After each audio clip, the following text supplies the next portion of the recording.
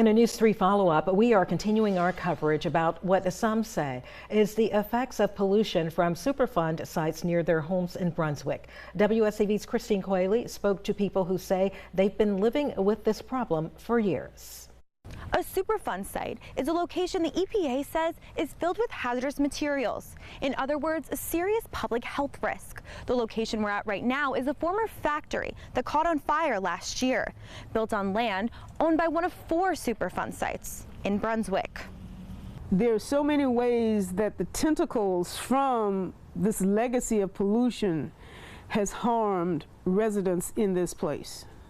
A coastal community in southern Georgia, serene and beautiful, until you look a little further down the horizon, where you'll see plumes of emissions rising up into the air. Unfortunately, though, this isn't new for people who live in the Brunswick community. In fact, many people here have been living with a legacy of pollution their entire lives. I grew up a block from the Hercules Pinova plant site. Of course, Hercules produced toxaphene for so many years.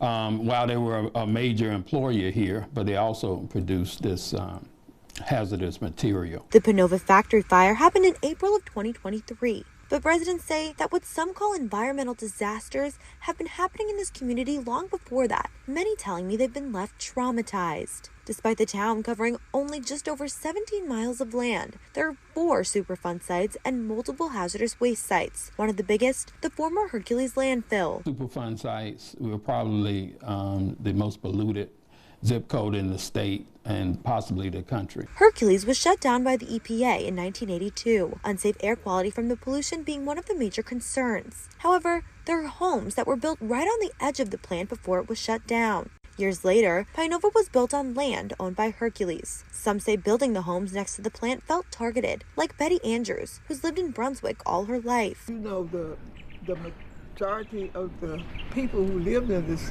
community are black people. Why do you build houses on top of that and knew that danger was here and put people in them? We raised up children here. Brunswick's history of pollution dates back more than 100 years, meaning these issues won't be solved in a day. But funding studies to measure the effects of these pollutants on people who live here is certainly a start. Reporting in Brunswick, Christine Coaley, WSAV News 3, on your side.